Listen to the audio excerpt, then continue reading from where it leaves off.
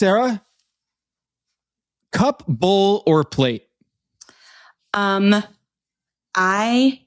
am going to go against what you just asked, and I'm going to say a coupe. I'm sorry, what? A coupe. Like a sedan? Like a sedan with two doors?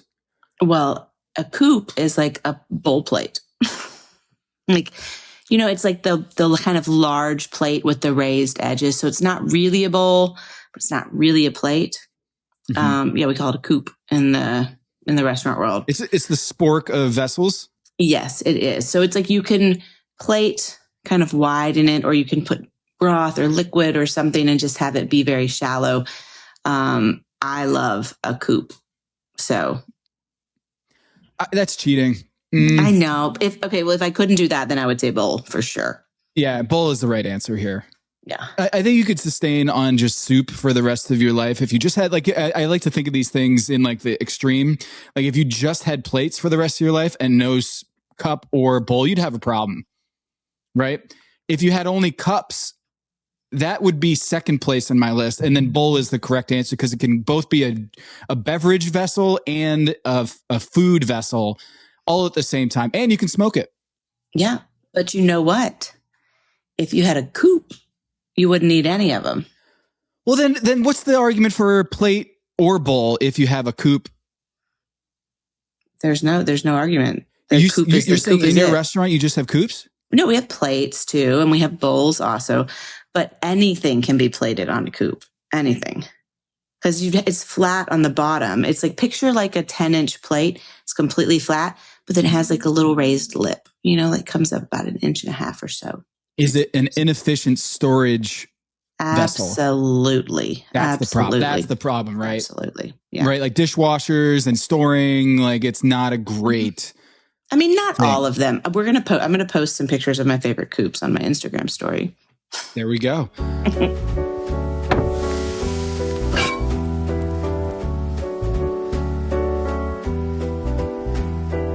This is Pack Your Knives. I'm Tom Haberstroh. And I am Sara Bradley. I'm on to you, Sara. I'm on to you. You pulled one over on me, and I'm not so sure how you did it, but this is a long walk, so bear with me. Do you know the Pablo Torre Finds Out show? It's like sports investigative podcasting. I can imagine it. Okay. One of the things he recently did was he revealed all the secrets of Oz Perlman, the mentalist who supposedly is a mind reader and is able to pick up your verbal cues and is able to like get all your nonverbal communication. There's this guy on the internet who has two videos on his YouTube channel, and one of them is a 5-hour takedown of Oz Perlman, 5 hours long, that he goes through like essay style and breaks down how Oz Perlman reads your mind. And the answer is, he doesn't read your mind. He just has these pre-show meetings with Joe Rogan, or if it's Good Morning America, or if it's Hassan Minhaj, that we don't see the pre-show meeting. And we don't see that when you type in your calculator, your PIN code to your ATM, that he can go into your phone and then go into your calculator game log, essentially, your calculator log, and be able to figure out what your PIN code is based on what you typed in there. It has a memory in your calculator on your iPhone. So there's all these tricks and stuff that he's figured out that on air, you're like, how does he do it? Well, this whole Pablo Torre episode got me down this path. So how did you know who was going to be in the final three before we did our blind draft? Because this is insane. This is insane. No one knew, right? Like, we did that before we went on any episodes. That was done before the show started. So we didn't know. It feels like when you sent me that and it was like, damn, I did really good. It felt like I cheated, but I didn't. I just guessed them. Like, I don't know. I mean, I looked at all this stuff and maybe because I've done it so many times and I've watched it for so many years, but I think maybe competing on it so many times, I was like looking at certain things that I thought would be for longevity. Yeah. For what we're referencing for background, your number one pick was Lawrence. Then your second pick was Rhoda or Sherry. And then your third pick was Rhoda.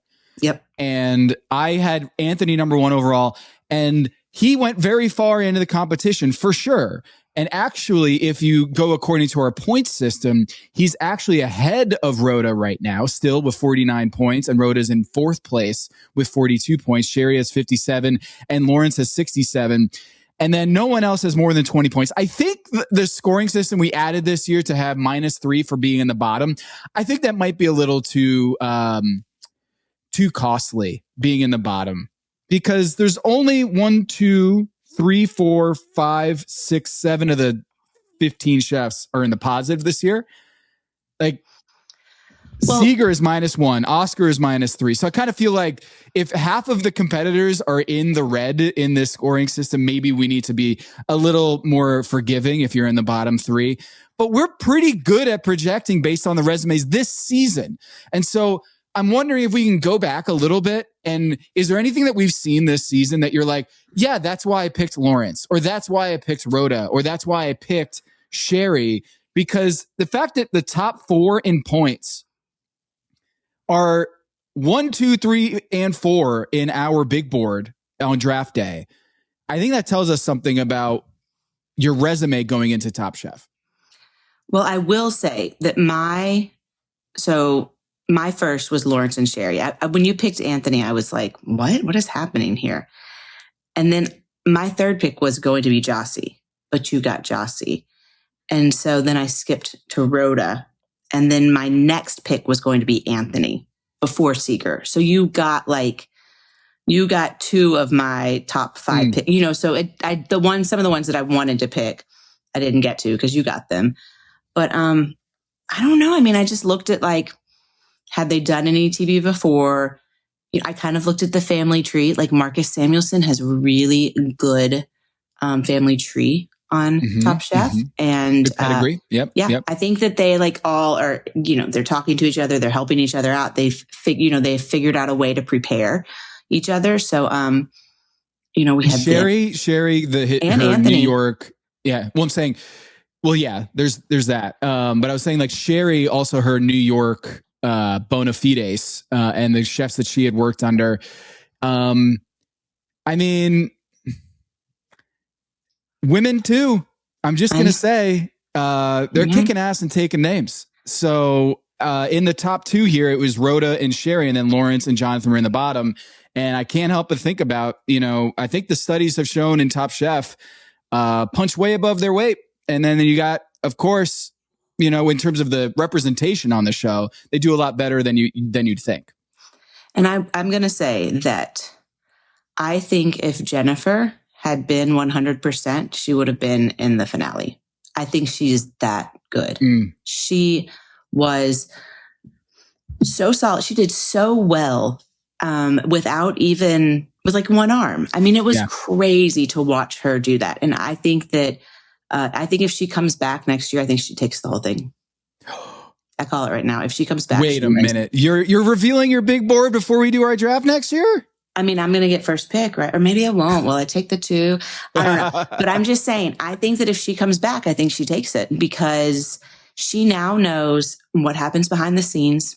She understands the challenges. She understands the stand around and wait that is so hard to grasp as a restaurant person that is always go, go, go, go, go. And then you have to completely shift, the dynamic and how you do things. And she's super solid, and she's going to know what to prepare. So I think if Jennifer comes back, I think she takes it next year. Well, Jonathan stuck around. Actually, you mentioned Jennifer. Jonathan actually has fewer points in this season than Jennifer did. So he had never won an episode, a challenge this season, Jonathan. And so he goes out in this episode for his pumpkin on a pedestal. And all 4 dishes were awesome, just awesome dishes. And of course, it feels like to me that they had to pick, they were nitpicking the fact that he didn't have a protein. I kind of felt like without a protein, it was going to be tough for him to stay in the competition, given how thin the margins were. And So he eventually gets eliminated without having a single elimination challenge win. And that can happen. You can get this far in the competition by just staying in the middle. And again, in Top Chef, you don't have to outrun the bear. You just have to outrun the last person outrunning the bear. And Jonathan did that to a T in this competition. Really good. And has a couple team quickfire wins under his belt. But ultimately, I think that these are the three best chefs in the competition. Rhoda, Sherry, and of course Lawrence in the competition. So you got them 1, 2, and 3 in your draft, and you should be thrilled about that right now. Just 180 to 44. I still haven't had a bad week in a last couple of weeks. I've been in. I haven't You've been been doing in the red. fabulous. You've been doing so good. Let's just talk about Jonathan's dish really quick. Pumpkin on a pedestal. That dish was really smart. He did something he knew he could do perfectly. I loved the way you opened it up and it had the little pumpkin in there. I don't necessarily think that it needed a protein. I mean, if it had been like integrated into the dish more, I think that he would have had a really good chance because it's ballsy to serve bread and butter. It's ballsy. Yeah. You know what I mean? Like a dinner roll for your finale. You're in the final 4 semifinals and you do a dinner roll. Elevated, quite literally. I know, but they really liked his. So like had somebody else not had season, or somebody else could have had a very simple flaw and it could have sent him home. And I was a little worried when they were talking about Lawrence, and the whole thing. Thick rice roll, extra thick. Yeah. It looked super thick. But it was great to watch. Now, the dish that I wanted to eat, though, I wanted to eat Sherry's dish. Yeah, I love eating with my fingers. I love not having to use silverware. And that dish, I can see how much fun it would have been. But damn, what a bitch it would have been to plate. Well, she not only had all the ingredients there on the trapeze thing with the clips, and I loved what's her name, Liza Koshy's line. Is this a clothesline for ants? That was great. But she cooked everything and prepared everything. So it wasn't like she just like slapped a bunch of ingredients up there and then just said, hey, make your own dish. This was, and Tom was just ecstatic over this dish. And Gail was like, oh, look, it's Happy Tom. I didn't think it would be over that dish when they did the preview, but ultimately when Tom is sold that it's not gimmicky at all, it serves a function. It brings out the childhood in you, and the flavors were popping. And I think just Sherry knew what she wanted to do on this dish. She brought in kind of a story of K-Town. We're going to K-Town after hours. We're going out and we're going to a Korean barbecue joint, maybe doing a little karaoke out here, having a great time.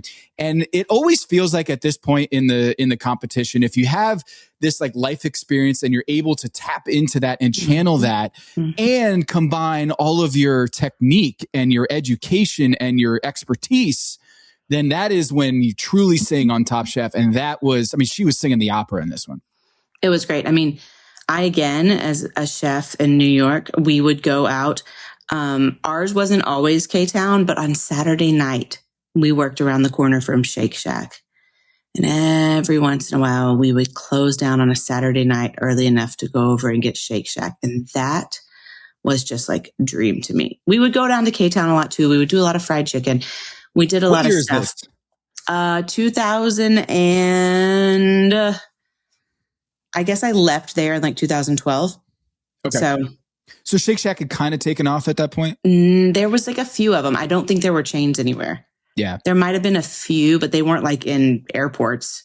Again, Charlotte Airport has a Shake Shack, so they weren't there. But I'm going to say the one thing about Sherry that kind of kind of, I don't know. I don't know what the word is. Kind of gets me all a little bit fired up, a lot of bit fired up. She uses quite a bit of prepared ingredients. And sometimes chefs really get knocked for that. I mean, I can remember just getting knocked like anytime. And we've seen her now do it the second cook in a row. She has taken something, dumped it out of a glass jar, added some stuff to it, and called it her own. And so I'm just wondering if there is like a transition in the Top Chef world of like store-bought is okay. Because and we've seen it a lot of other things, and they ask Jonathan, Gail says, well, did you make your own butter? And he was like, no. Oh, and then they come out and they say, well, did you make your own kimchi? Oh, no. I did. And Tom's like, oh, that is such a smart idea. So like when waffle mix isn't a smart idea, what the hell? Well, the thing about, and we can talk about waffle mix all we want, but we don't have to, but we will. I will just say, I was a nice, kind person and shared buttermilk with the other person making waffles. And so I bought a mix that had buttermilk powder, baking soda, baking powder, and flour all mixed together. And then zhuzhed it up anyway. But that very next episode, Adrienne comes out with a bunch of hot sauce that was store-bought, and she just blended some stuff into it, and Tom called her out. But this is the first time I've seen them knock one person for not making something and then turn around and just praise the other person for doing it. I mean, yes, he could have made his own butter. It wouldn't have been that hard to do.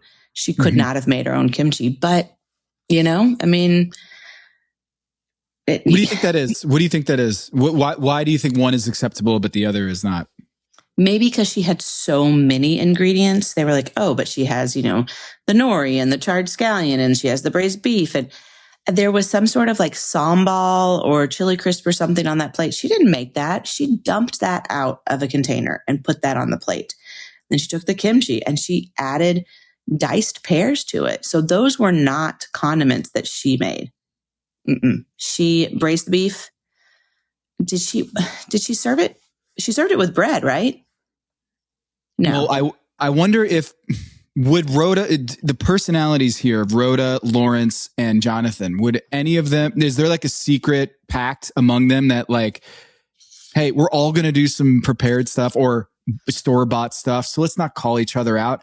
A kind of rising tide floats all boats thing where it's an agreement that we're not going to, because I could see a situation where one of them at the judges table, if it is razor thin margins and you're on the chopping block, that you might say in a very Seeger way, but less confrontational, less, dickish, is just, yeah, I mean, I really spent a lot of time preparing that because I didn't want to buy it from, Whole Foods and then throw it onto a plate. Maybe the knives aren't out for each other in ways that maybe in past seasons people were like willing to call that out or just softly call it out. Or it is just what you said, is that it wasn't a case where she had plenty of time and she chose not to do the kimchi. Tom maybe and the gut judges realized there was no way for her to do kimchi unless she bought it from the store. But I'm with you, is that like this, hey, she's cooking her ass off, but also this is different. This is this is not the same standard as other seasons. Perhaps. Yeah. It's just, there's a little bit of like pick and choose. I didn't like that. I just didn't like that. I felt, and I would feel almost certain that Lawrence made all those sauces, but I don't ever remember them showing him making any sauces. I just remember him making the rice rolls, but I feel like he's been making those sauces, and those weren't hard sauces. One was like a mustard sauce and different things like that. But yeah, that I did want to eat Sherry's. I did think it looked fabulous, but I probably would have like pushed the kimchi and like the store-bought chili crisp to the side and been like, not even going to count it towards your dish. I don't know. Or actually, I probably wouldn't have. I would have eaten that shit. Let's be honest. But I just thought it was such a odd play to knock one person and then turn around and praise another person for doing that. Well, we could do a full breakdown of the elimination challenge, but I want to start from the top, where we had the quickfire, the Tom's 20 questions, which is a fun little game. First question, was there a meat protein? Yes. Was there a side dish? No. Fish? Yes. Classic? Yes. White wine base? Yes. Fish seared? No. Tomato? No. Spinach? No. Underline that one. Spinach? No. Shellfish? Yes. Finished in butter? Yes. Fresh pepper? Yes. Poached? Yes. Monkfish? No. Cod? Yes. Tuscan kale? No. No. Poached in liquid? Yes. Veggies in same liquid? No. Shishitos? No. Shrimp? No. And lemon to finish? No. Which underline that one because Sherry was too in the weeds on her own dish, in the trenches to hear that one. How did you feel about their questions here on Tom's 20 questions? Guess his dish. Well, Jonathan had a rough start. Yeah. He had a rough start to it. But,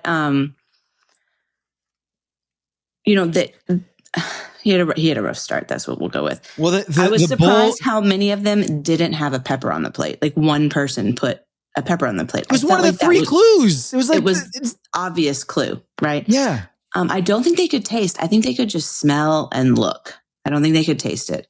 But yeah, I thought, he had a rough gust, but he got cod. He was the one that got cod. I think it was an interesting move by Lawrence. He was like, you know what? I'm going to go clams. And if everybody else goes mussels, like it's not going to hurt him. It's not a detriment, right? So a little bit of a gamble that could have been, it's like low risk, high reward if he gets that, right? Game theory, right? Yeah, if everyone's zigging, I'm going to zag just because the expected value on that is if I hit it right, I'm hitting jackpot. Yeah. I mean, it was a lot of money. How much money was that one for? 20K. Yeah, it was a lot of money. Yeah. But it wasn't, other than that, it wasn't gonna hurt him. You know, it used to be like your performance in the quickfire affected the elimination, but now it doesn't. Jonathan's questions were, was it a side dish? Which a little bit of a foreshadow here because I think some might interpret his elimination challenge dish to be a side dish, even though it was the most side dish of the four that were there. So that kind of felt like that was a little bit of storytelling there. I don't think it was deliberate. So his questions were, was it a side dish? Was it spinach, cod, which vindicated him, Tuscan kale, or shrimp? Not the best questions of there. Lawrence was there a main protein? Yes. Lawrence also said, was it the fish seared? Was it fresh pepper? Was it monkfish? No. And was it shishitos? So solid because he saw the stem of the pepper. So he asked, was it shishito? But usually when you have shishitos, there's like multiple shishitos just as I'm thinking about it, rather than a single solitary pepper. And then who was it who did the chilies on the dish? Lawrence did the Fresno chilies on the dish. Sherry had one. Sherry had the right pepper. She had the right pepper. She had the ají dulce. Yeah. Yeah.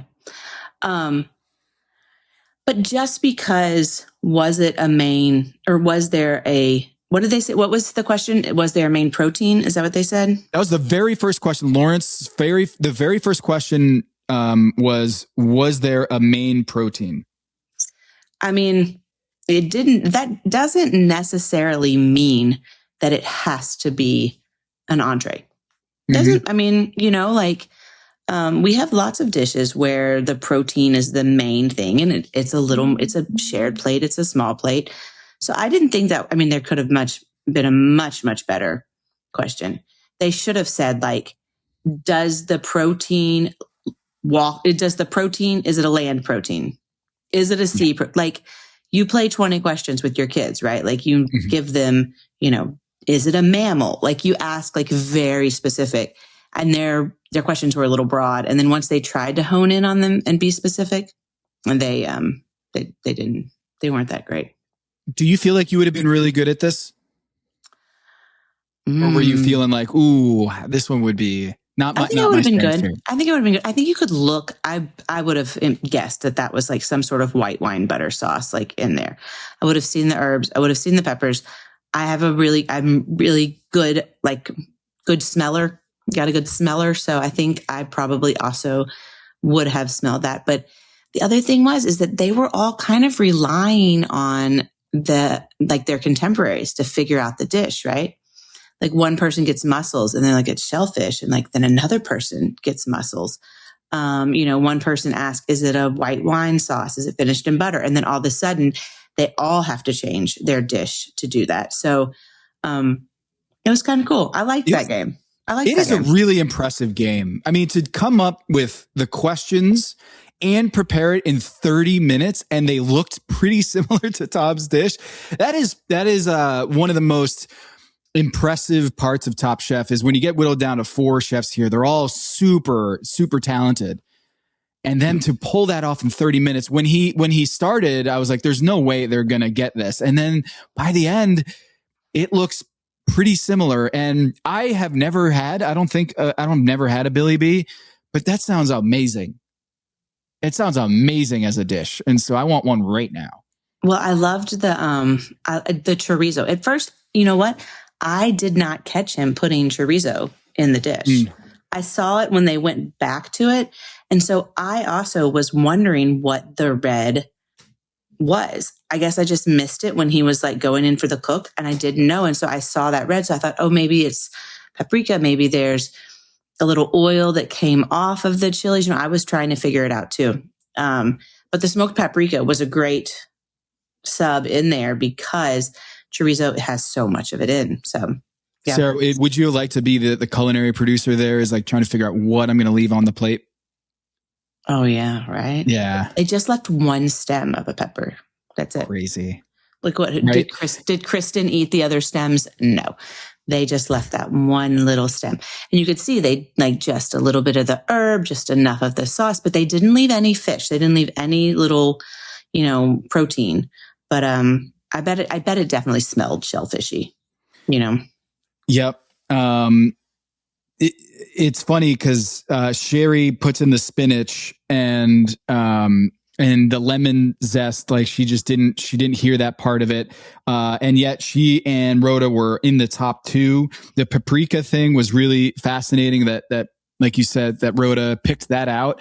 And I kind of feel like I did not pick out, like when they had just the bowl, the finished product, without the actual mussels and the fish in there and the potatoes and leeks and whatnot. I thought they might have just like a little speck of the chorizo in there, but I guess the aroma of it, you might be able to pick it out. Then they go, all right, so she wins, Rhoda wins. Was that in a bowl or was it in a coupe? Oh, it could have been a coupe. You know what? I feel like it was, maybe it was a coupe. I feel like I'm like thinking about it now. I'm picturing. Coupes having a moment. Mm-hmm. It's coupes. Damn coupes. Yeah. We go to Whole Foods. So they're back.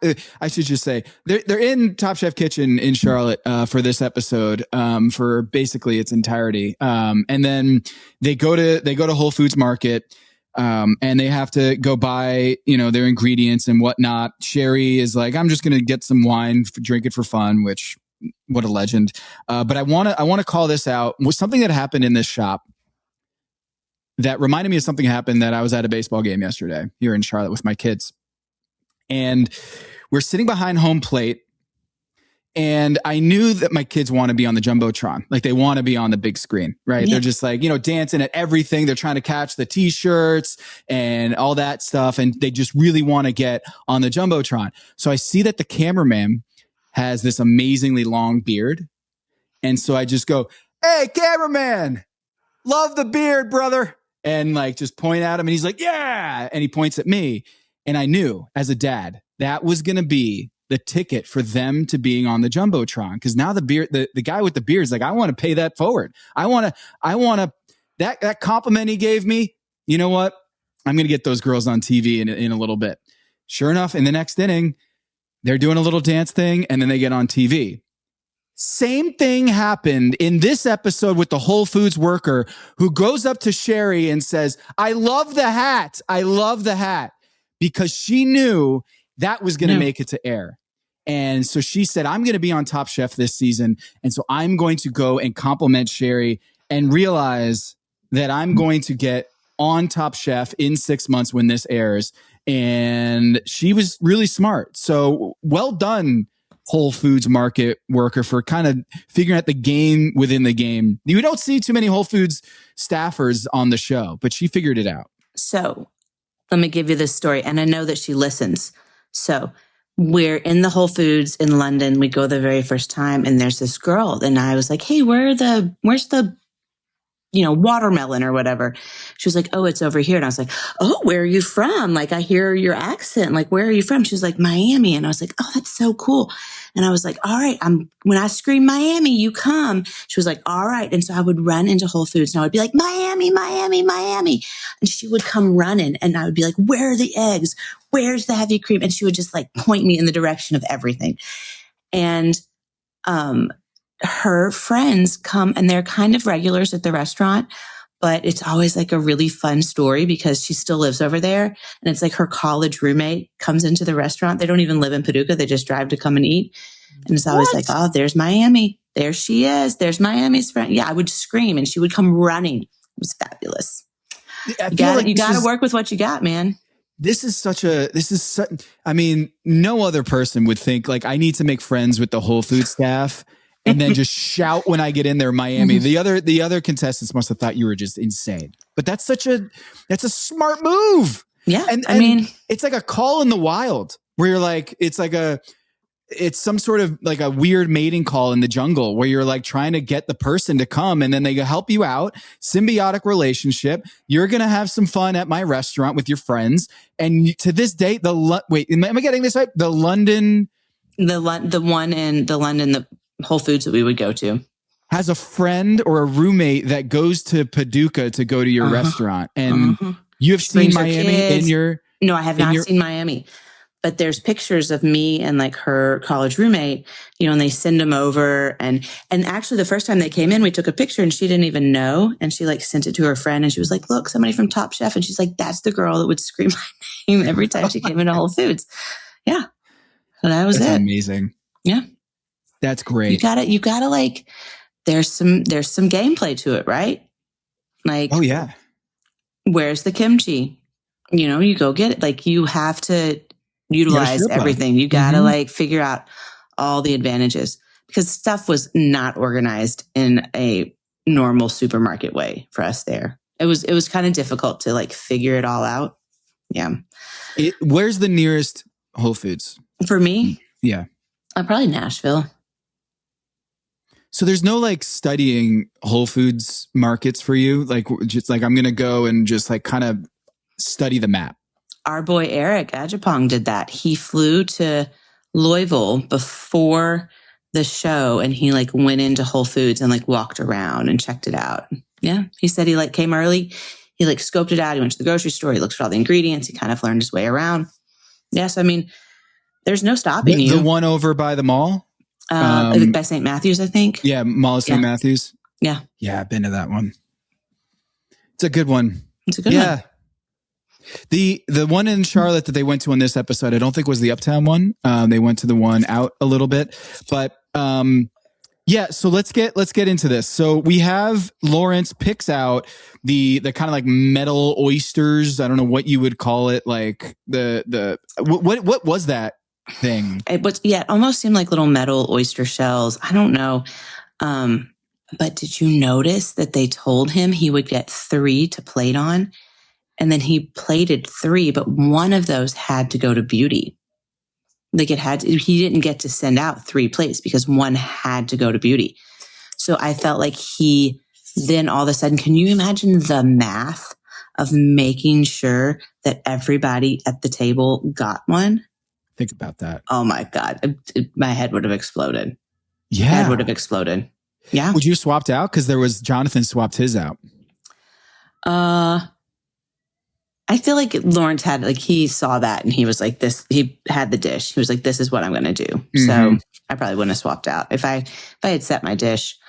Yeah, man, Jonathan, he just needed to use the vessel better. Yeah.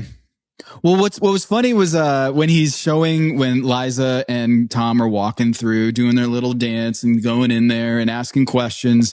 And he goes, they fit perfectly in there, and he puts it on the pedestal. I don't think it fit very perfectly. It just it didn't set solidly where it was perfect. And I was like, oh, I hope Tom doesn't go, are you sure perfect? Because maybe you need a smaller pumpkin, or maybe a different vessel, because it didn't fit as perfectly as you said so. And then he does that. And I loved the interplay of opening it up, and it's like this surprise. And then the door being the little butter dish was like, it's one thing to have a door, but to have it have some utility to it. That was really impressive. And, he did like pumpkin a few ways. And I did think to myself, ooh, here we go again with Lawrence doing a quad. Like, he did like the rice rolls 4 ways. And he is just the king of the non-singles. Like, he is someone who likes polygamy. I don't know what it is. I mean, I know he had a lot of like... That's pain. That's pain. That is pure pain what he's doing to himself. Yeah, he could have focused on like one perfect, like made something that was absolutely just impeccable, thin little rice sheets. And, they would have been like, this is fabulous. But he tried to do too much. Was that, Sarah, you think, a product of using Carolina Gold rice instead of jasmine rice, that he wasn't familiar with the actual rice? I don't know. I didn't think about that. I think that it probably would have been thinner if he'd had a larger vessel. But I think maybe he was concerned when he had to go into like the little we call those 1/8 pans, like the smallest sheet pan size you can get. He had to go in there so that he could get them. And as they were going in, it appeared that like parts of them were thicker than others. Like, so when they went in, if that oven was just a little bit off, then that meant pot was a little off, and then, it was like leaning. So I think that they got really thick in some spots, and they were probably thin in other. They probably weren't cooked evenly through. Sausage and shiitake with peanut sauce. Then he did a lobster with black bean garlic relish, braised short rib with daikon. And then the final one was the sweet potato with a little bit of coconut sauce or what have you on that one. So the 4 of them together, and then you had the sauces in the little pans. I think just a superb presentation, and the rice was a little too thick, or the rice roll was a little too thick. But man, Lawrence, he has this ability to bring in story, bring in his own history, and put it out on a plate. And he's so good at this game. He's so good at it, even though he didn't win this episode. Yeah, he does a solid job. He also, when he comes out and talks about the food, I noticed that, like, sometimes I'll notice that while someone is talking, the judges are kind of like poking around and kind of like, looking at the food, maybe looking at the plate, smelling it. But when Lawrence comes out, they stop and they listen. They're intrigued by what he says. And I mean, right? Like, if you want to listen to what someone says, that's pretty amazing.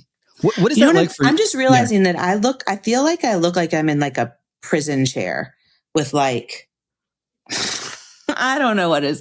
Sorry. I just looked behind me. I was like, is there a prison chair? I got it. I'm not in a prison chair. Like an electrocution chair? Yeah, like with the thing like that's going to come down over my head and like zap me. Like if you guys can't see it, I don't know exactly. If you can't see where I'm sitting in this like kind of old vintagey looking chair, and I have a lamp behind me, but the lamp is literally like right over my head. Like I could pull it down and just... Couldn't it just be like a salon hairdresser? Like a hairdryer, hair too. Yeah, that'd be much nicer. Yeah. No, I'm not going to get electrocuted. Is getting electrocuted less fun or more fun than having to stand up there and deliver your speech to the judges and like kind of in your head watch them as they're eating it, trying to dissect while also keeping your poker face on? I'd imagine presenting to the chefs at the table, you would have a million thoughts. Nail your speech, nail the story and what you cooked and how you prepared it. But also I'm just staring at each one of them and trying to pick up clues about whether they're enjoying the dish or not. I always loved when they would ask me a few questions. There was 2 things. Padma might ask me a question and she'd be like, did you mean to undercook this? Whatever, she would ask me that. But then Gail or Tom, they might ask a question and you could always get a vibe of like how the dish had performed by the questions they had asked. What questions don't you want? Did you mean to undercook this? Did you forget to put something on the plate? Did you mean? Yeah. Did you mean to not give everyone sauce? Like whatever it is. But you would get like some questions where you could feel the vibe, because some people would start to eat, a little early, but, well, when you go back into the room, into the kitchen, or the stew room, were people really good at sensing whether they did well or not? Or were there times that you're just shooting darts in the dark? Like you don't really have a good feel for whether you're in the top or bottom. No, I mean, I think we know when we put the food out, if like the dish was executed the way we wanted. When you get to that level of kind of cooking and that late into the competition, you've dialed in pretty well. The judges seem to be a little more laid back also. Like I've noticed, like once you get farther on, they seem to be a little more laid back, but like you go out and you have been running on 100, your adrenaline is so high. And so you go out, it's like you've been in the back and you've been like electrocuted, you're just go, go, go. And then you have to walk out and chill and stop. And I always thought like, oh my God, my apron is so dirty. Like my hand, like I'm a hand talker, but I would always be so concerned that like my hands didn't look clean. And that they would think about that stuff. You got turmeric all over your I pulled an Oscar. Yeah, but you go out and you have to immediately, and here's my dish and this is what I did. And then you turn around and you walk and you can hear them start to like chitter chatter. And then you have to go back into the kitchen and, tidy up or get your knives or do whatever you got to do. So it's a little like, it's a roller coaster for sure. And then you just sit around and wait to find out what they have to say. Yeah. So it definitely is ups and downs. So I probably would rather talk to the judges than get electrocuted. That's the fair answer to your Well, Rhoda, I think is tough for her because she had different pieces of wood for each dish that she had to plate. So there's an inherent difficulty. And I had that thought where she picked the wood and I was like, is every piece of wood going to be that exact shape, or is it going to be a series of different pieces of wood? And did that go into her calculus at all? Because as the winner of the quickfire, she got to get first pick, right? Or yeah, she got first pick for this, right? It wasn't Sherry because she won the previous. I think it was Rhoda. Yeah. So Rhoda picks the wood, seawood plank, whatever you want to call it, driftwood. And it seemed not rote or like cliche to use like, oh, since it's wood, I'm going to go with like a garden thing. But she executed it well and she did a beat dirt, and you have to cater to the vessel. But I didn't think it was all that inventive. It just took a lot more care and tweezers to make that dish really sing. Very predictable. When I saw her pick the wood, we knew what she was going to do. It could have been different if she'd gone like dessert, or she'd gone like everything was brown, you can make brown can be beautiful when everything's like a shade of beige. Sometimes we'll call that like 50 shades of brown when it hits like late fall, early winter, that everything is brown. She could have done something with it that was like a little cooler than, I hate those tiny vegetables. God, I hate them. Y'all, them little tiny turnips. The baby turnips and baby. I bet you each one of those turnips is $2. They were just, it was so precious, like the dish was so precious. And I saw her doing it and I thought, those are kind of big bites. Like you can't really like cut that on the board. And it felt like too large of a bite of meat to put on the plate. I probably would have taken those down by like about 2/3. I like to think, can an old woman, can she eat it? Is it like easy to nice to eat without her having to worry that it's going to spill all over her dress? When people like the cooks and stuff, they say how big, and I'm like, should fit in an old woman's mouth nicely. Like that's the rule around here. The Southern answer for that. It's so good. Or if you got like a bouillon. Woman, can my grandma? What's your Gimper? Can my Gimper eat it? Yeah, but like if you're eating a soup, you have a bouillon spoon. So don't put something on this inside the soup that is so big you can't eat it with the spoon.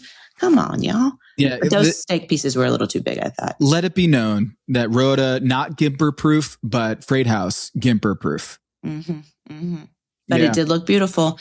And it was definitely, she did have to plate them all differently, which I would have loved that. I would have loved to do that. I think that would have been, that's really where I like to do art. So that's, for me, that would have been really fun.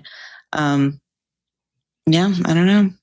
Hers was definitely the most like refined, kind of high end looking, but it was a little predictable. Kristen, gosh, she couldn't shut up about that pickled seaweed, could she? Oh yeah, she loved it. What was brought it all together? What was the pickled seaweed? Seaweed was the star of the show. Really made the dish. Oh, the pickled seaweed! Can't talk enough about it. She just loved it. I was like, and I rewound it back to try to see like what the pickled seaweed was, and I couldn't find the pickled seaweed. I didn't know, so I don't know. Yeah. Beat soil. Sorry, not dirt. Watch. I don't know if there's like a faux pas with dirt or soil in the kitchen, but what are your thoughts on how do you prepare beet soil like that? So there's a couple different ways. One, if you have something that's like a pure fat, like olive oil, butter, like something that is tallow, something that's majority fat, there could be a tiny bit of liquid, but not very much. You can use like tapioca, maltodextrin. Maltodextrin is something like people whip it into their smoothies and stuff like that. But there's one that's specifically derived from tapioca and it turns the stuff into powder. Like when you see like a soil, like olive oil soil or something like that, but the minute it touches liquid, it goes back. It doesn't hold its shape. That beet, she probably like roasted those beets and maybe charred them some. And I feel like maybe they were just pulsed in I don't know how she did, because the beet is not like pure, fat. So I think she just probably just the way she cut them.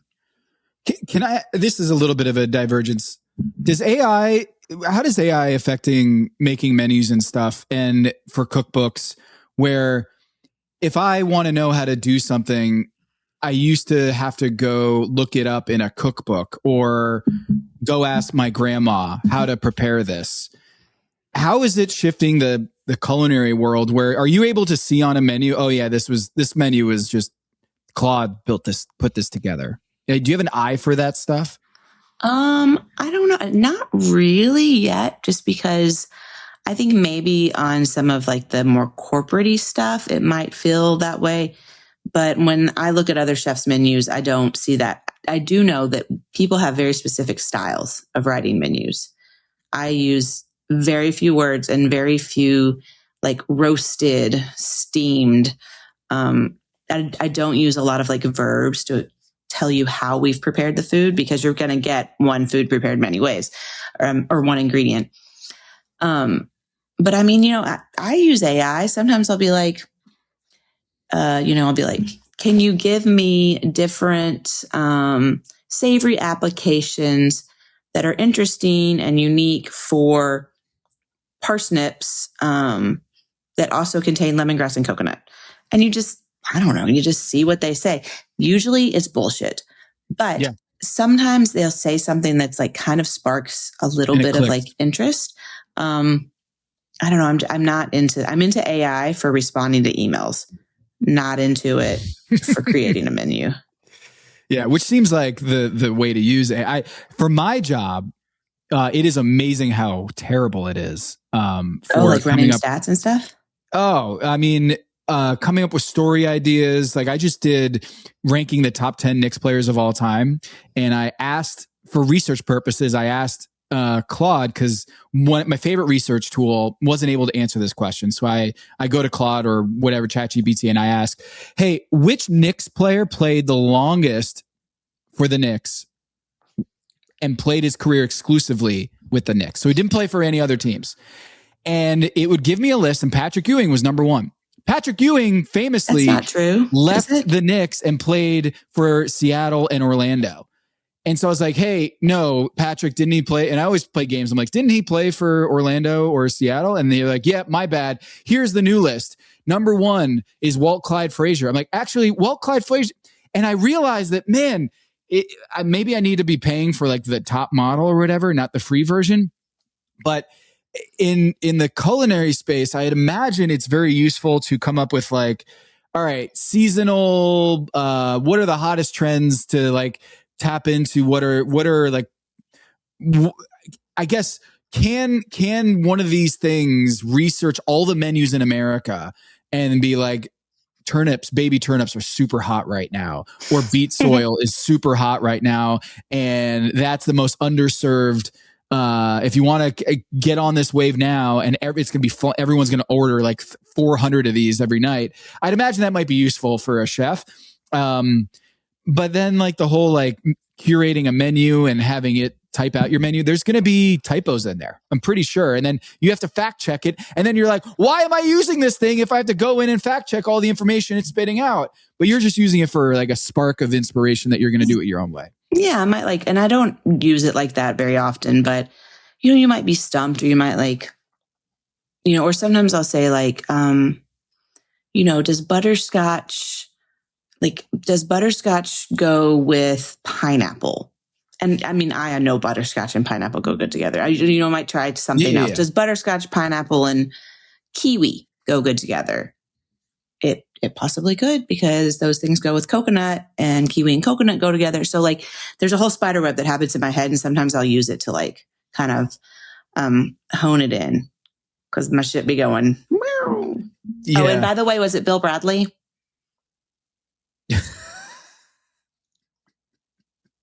Is that right? Bill Bradley's tied for first. Yeah. Really? Did you just ask one of your apps? I just Googled it. But it gave me, like, it said well, first it didn't say Bill Bradley. First it said somebody else. And then it also told me that, it also told me about the Bucks. And then I realized it's because I typed it in incorrectly. Yeah. Giannis was like it was like, and Giannis played the longest for the Bucks. And I was like, that's not what I asked about. But originally it told me John McLaughlin. And then it told me he was drafted. So yeah, so you can't trust AI, y'all. Don't trust AI unless it's when you're asking about butterscotch and kiwi going together. And in which case, hell yeah, bring in our overlords. Okay, back to the show. Sherry, the banchan, gochujang, short rib, pear kimchi, rice, nailed it. Happy Tom, thrilled. They're all making their speech about why they deserve to go to the finale. Always a heartfelt tug at the heartstrings.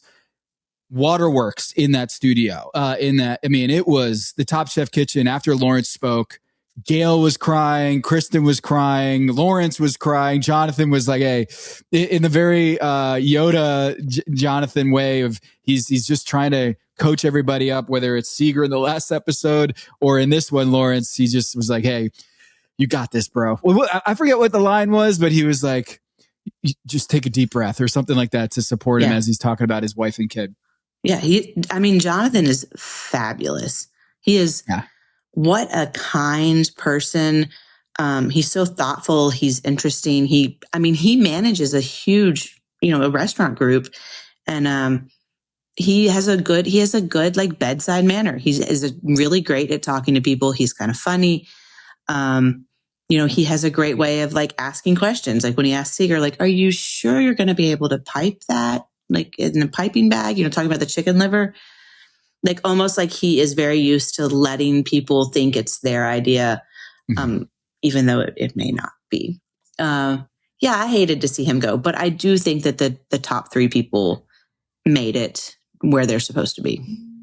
Yeah, I can't really argue. I mean, maybe Anthony because he had 2 wins. He has the 3rd most wins, and Sherry. Well, now Sherry has. She has 2 wins, so she has the same amount as Anthony in the elimination challenge victories. But like I can't definitively say that Anthony deserves to be in the top 3 over Sherry. I just can't. As biased as I am, and I'm as much of a homer as I am, I can't possibly say that. Jonathan, though, if Jonathan was in over Anthony, maybe I would say Anthony deserves to be in that spot or Sherry deserves to be in that spot. But I can't look at the final 3 and feel like, hey, these aren't the 3 best competitors in the competition.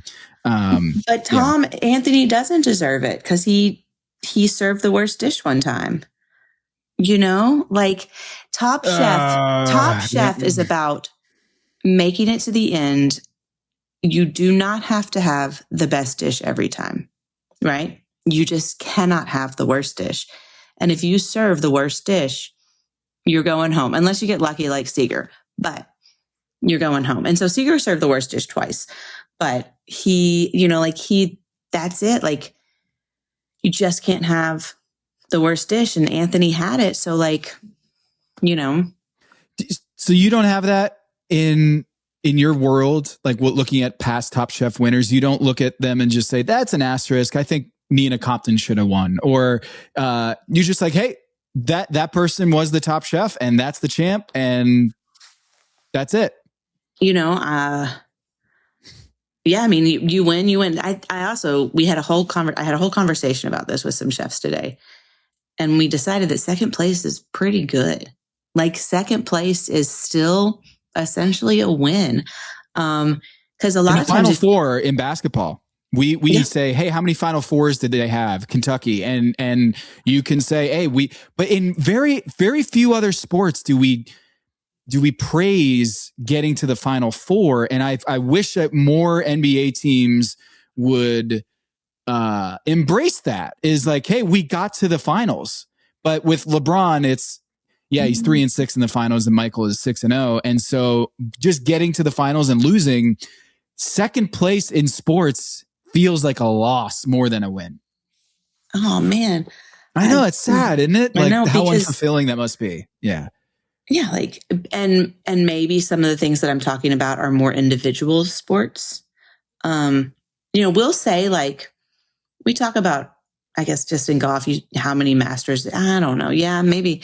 But second place is pretty good. And also, people still can, like, they can be like, this person should have won. Like, they still are rooting for you. They want to see you come back and do it again.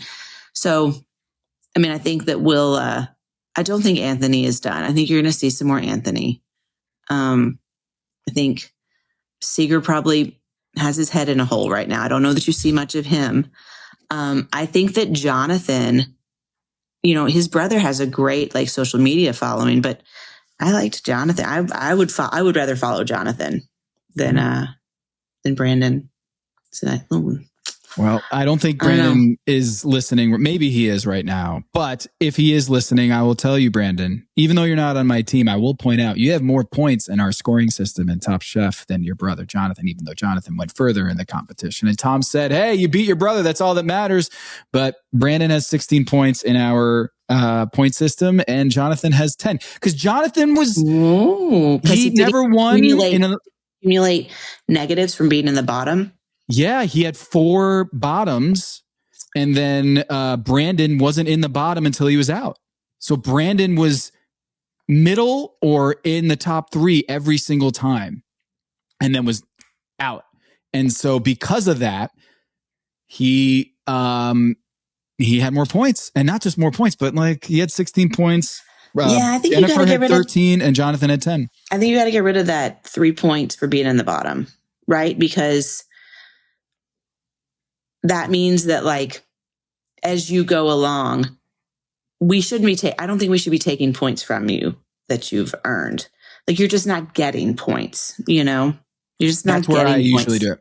Yeah, I usually have it 0. This year we're doing -3. So is this been decreed that we're going to change the scoring system? I think you go back. Or maybe it's not 3. Maybe it's 1 or something. But 3 seems pretty tough. Yeah, pretty tough. Yeah. So do we want to talk about it? Go for it. Little Easter egg at the end of the episode here for the preview for the next episode. Did you see me at the end of the table? Yeah. And I would like to clarify, because I do have the most amazing team that has ever been drafted in the history of Pack Your Knives. We shot that beforehand. Like, we taped it beforehand. I swear I knew nothing. Yeah. And then they called and they were like, I was kind of upset because they hadn't called me to do anything. I was like, oh, well, they don't need me to come out there to Charlotte. And then I got a call and they were like, can you come and do the finale? And I was like, finale. Fuck yeah, I can. Of course I can. So I went out and did the finale. Little behind the scenes here is I got an invite to go to these things before you did. And I'm sure you were feeling like, well, shit, I've been on Top Chef twice. I did last season, and I was on, and I was a guest judge on last season, and then they just dumped me. I know. And I'm sitting here being like, yeah, you should be on this show way more than I am. And then you got called into duty, and it was really cool. But I did not get any inside information from you. You were a great, not a good, you were not a good, you were a great soldier on this one. You did not reveal anything to me. You said, I cannot say anything. And so I was completely in the dark on this one. And you have a pretty damn good poker face, because I still don't know who wins Top Chef. And I do. Yeah. I will say it's not Brandon or Jonathan. I can give you that much. Wow. Is it Anthony though? It's not Anthony either. Oh, man. I will let you know. It is either Seeger. No, not Seeger. It's either Rhoda, Lawrence, or Sherry. That's one of those. It was fabulous though. It was pretty cool. Yeah, it was pretty cool. I didn't want to. And Joe and, honestly, and Izar, there was a really cool table, it seemed like. And the thing is like, ever since I've done Top Chef, and to be such a Top Chef fan, the first season after I did it, somebody was like, do you want to know who won? And I was like, yeah. And then I watched it, and it was like all of the joy had been sucked out of Top Chef for me, because I knew from the very first episode, and I have been pretty adamant about not learning who does it. So even like last year, I was a guest judge and I didn't know who won. I didn't know. I didn't want to know. I don't want to know. I want to be able to enjoy it. So this one was a little bit harder because I knew, but I didn't tell anybody. I'm very good. I feel like this podcast has been my it's been my application. It's been my audition for Traders. Okay. I want to be on Traders. I could be good at that, right? Like I could do it. I don't know how I would want to be one of the nice ones. I would want to be one of the, I can't remember what they are. They call them. What is the shooting, the production schedule for Traders? Do you know? I don't know. I would think it's pretty fast, because there's some days where they're like, and we're going to lose 2 people today. I think it's probably pretty, they're not called the loyals. What are they called? The good people. Well, guess what? I can't remember. This is where I reveal I have not watched Traders yet, but I think you'd be great on it. It's Sarah. really, I'm a good really, friend, really and good. I think you'd be great, even if I don't know. You always need a friend who just, supports you, regardless if they know what they're talking about. Yeah. Yes, you'd be great on it, Sarah. Do it, right?